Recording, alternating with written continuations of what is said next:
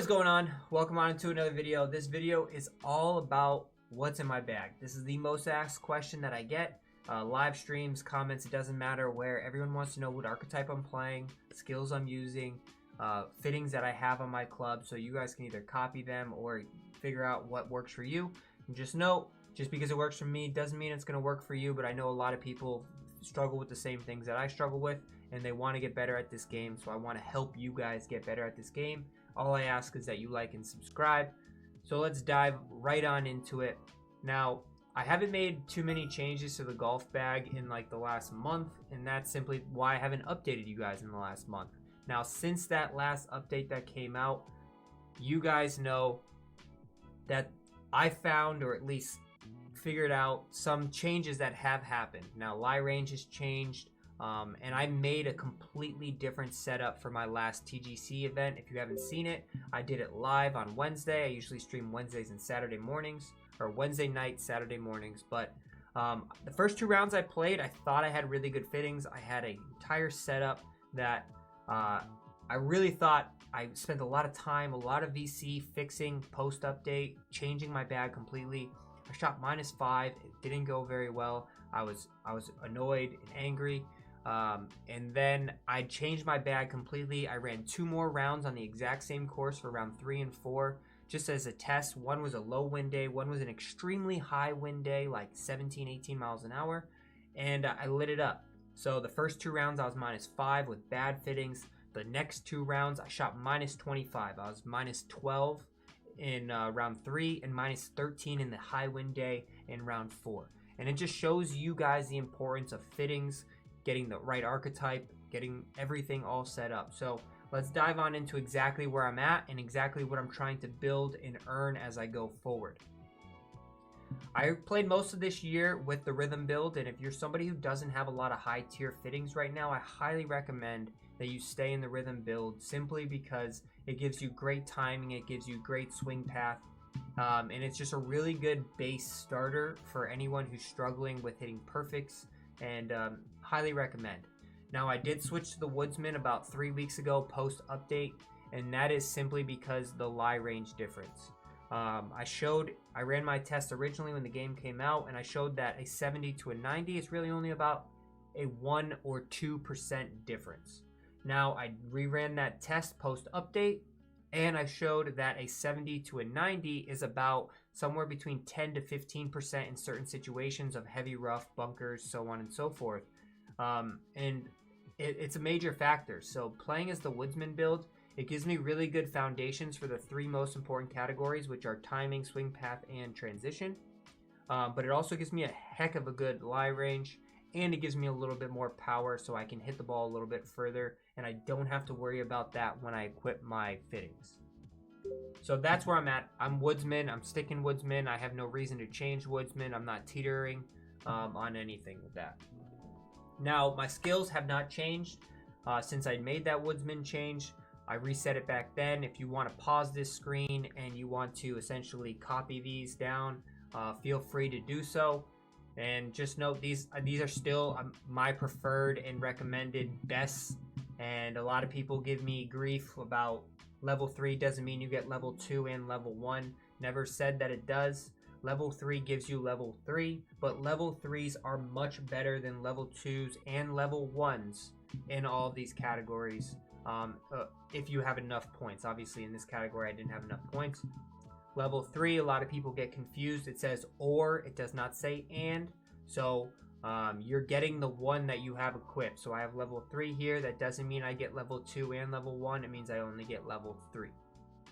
But you guys can pause this if you want to copy it. I don't put anything on my woods, and I don't put anything on my hybrid because I don't really hit them. I don't hit a hybrid at all. I don't play a hybrid, and woods, I don't hit it very frequently. Now let's get into the actual fittings. Like I said, I play a 3 wood, I play a 3 iron, and then I have these wedges, putter, driver, and I swap back to the white ball, but that is just me just keeping it fresh, keeping it new. Nothing particular there. Now, there are some things I'm still building towards. I want to fix, and I'll talk about that as we go. But this is my setup right now. For the driver, I have a head swing path. I have a lie range plus 11 on the shaft. And then I have another swing path on the grip. Now it gives me a really good number where my ball's starting on line, even if I miss it slightly, of swing path, which is an 89. Timing, 82. I'd like to bump that up a little bit, so I'm trying to get some fittings when I do get one eventually, where I bump that up. Transitions at a 72. I'd like to bump that up a little bit, but my power's in a really good spot where 290 is a really good number. I try to keep as many fittings as possible that have as little amounts of negatives. So this one only has -1, so this is a really good fitting for me. This one has a -2 and a -3. It's something that I'd really like to fix, but eventually in time it'll get fixed. I don't really care about lie range with the driver because it doesn't matter as much. Shaping is a pretty good thing to have with the driver though. With the woods, I have been trying to fix this one. I just haven't gotten the fittings yet. It takes a long time and a lot of effort to get some good fittings, especially when you are prioritizing wedges and irons. But essentially, I have right now a power on the shaft, a purple, and don't sleep on the purples. They mix in very well with the legendary reddish orange ones. I have a swing path on the head and a timing on the grip. And these are the numbers right now that I have. They're all kind of balanced right now, where timing is 82, 81, 79 transition. My power's up to a 78. Lie range is in a good spot at 96. But I'd really like to boost my timing and swing path numbers up a little bit. And it's just going to take some time, some better fittings, and we'll figure it out as we go. But this right now is probably one of the ones I need to work on the most. But I don't hit it that often, so it's not really a priority for me. Hybrid, I don't play a hybrid. And iron, this was the biggest change. The biggest change, this and the putter were the two biggest changes between -5 and -25 over those two different sets of rounds. I was playing this setup right here because I thought a more balanced layout was going to be a lot better for me. I had an 85 timing, an 82 swing path, 79 transition, 94 lie range, 87 shaping. I thought this is great across the board. This is really balanced. But post that update, it might just be my feeling, and I don't know. You guys let me know down below. But I personally feel like swing path also got a little bit of a boost. A higher swing path definitely gives you a little bit more of a boost. I put them side by side and I didn't see a difference post update, but when I play the game, I feel like if you have a lower swing path, you are much more affected than you were previously in past updates. So it is something that I have been trying to focus on, and if you see here, I made this change mid and then I started lighting it up. This is the setup that I'm trying to do for pretty much all of my clubs with a little bit of a tweak in the future. 88 timing, 90 swing path, 71 transition, lie range is at a 79. Now I'd like to get my lie range up. I don't need shaping at 100. I can get that down. I'd like to get my transition up a tiny bit, but this is really good numbers for me. In order to get there, I had to get a swing path on the grip, on the shaft, a swing path on the grip, and a timing on the head.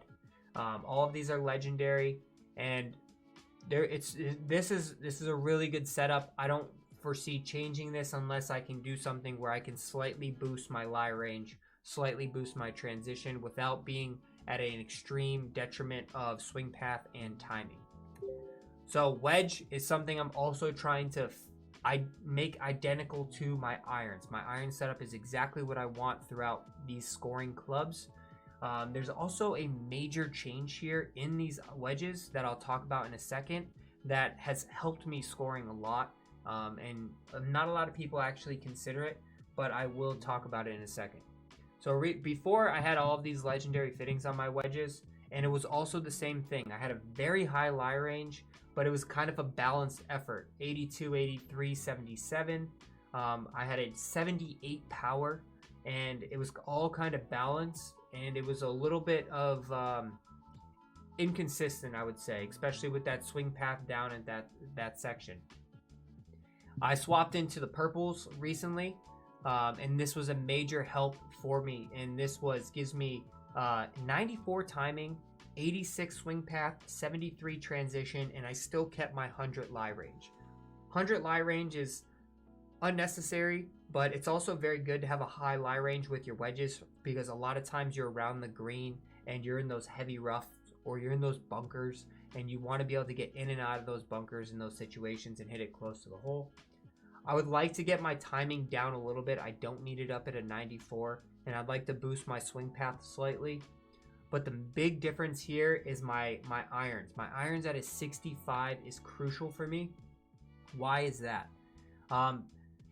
You find yourself in a lot of awkward positions, and when you play, everyone's making their courses extremely difficult simply because they want to try to beat the people who score 16, 17, 18 under. So everything is fast, firm, and you have like a 1x1 windows to land your balls on the green. Otherwise, they roll down these crazy hills, and everything is just extremely difficult. Now, unless you're hitting full lob wedges and full sand wedges into these shots, your ball isn't going to stop immediately. You can't just hit the numbers you want and get it to stop within one hop, unless you're shaping. But if you know me, I don't like to shape a lot of my shots on master difficulty, simply because it really reduces my perfect window, and it really opens up a big miss. So a 96 lob wedge is really good because I can hit these full shots and get it to stop really quickly. It also gives me a really good pitch number.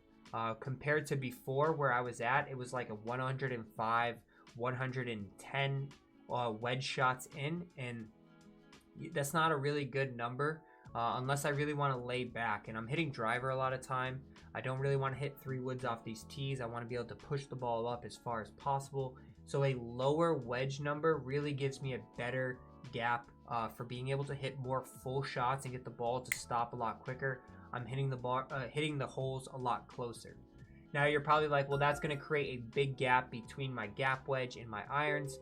100% right. I mean, it creates about a 16 to 20 yard gap, but 2 reasons why that's not that big of an issue. I have no problem hitting partials with my pitching wedge. Pretty good with that, and I'm pretty consistent with hitting partials all around.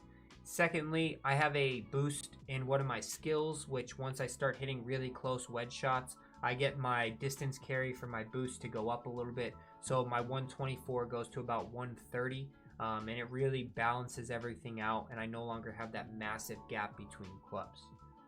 Putter was the other major change that I had. So I messed around a lot. Pre-update, I had a very high putt path and a low putt weight. And I know there's a lot of people who just did the flat green test and showed that putt path has no effect on anything.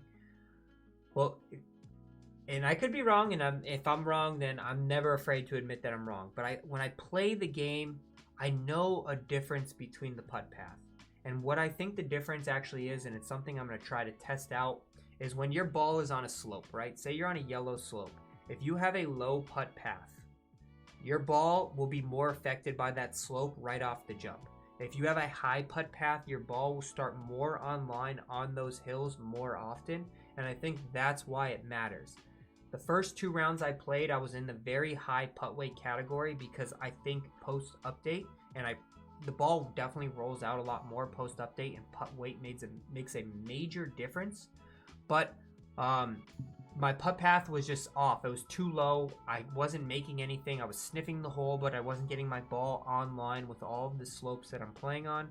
So I balanced it out. I got a 75 putt path, 71 putt weight. I'd like to level those even more. But essentially, I lit it up. Minus 12, minus 13. I was making putts from 5 feet, 2 feet, 12 feet, 15 feet. Like, I was dropping it, and it could have just been 2 really good putting rounds. It was the same exact course. So I don't know. I guess more testing to come, but a more balanced attack with the putt path and putt weight, I think, are a very important and crucial part of this thing. So that's pretty much my entire golf bag.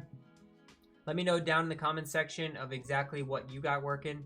And yeah, I hope you guys like it. Let me know what you think. Let me know what you're using. And I will see you tomorrow morning to answer all of your questions.